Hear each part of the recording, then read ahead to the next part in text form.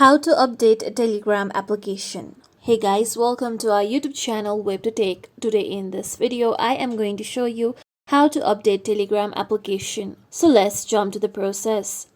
First, open your App Store if you are using iOS. For Android, open Google Play Store. I am going on with Google Play Store. Now here, tap on search icon present at the bottom right corner. Then tap on the search bar present at the top.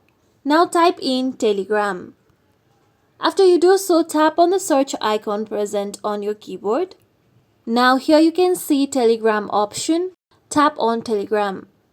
Now if you haven't updated your Telegram application, you can see update option instead of open. So simply tap on update option. Wait for the update to complete.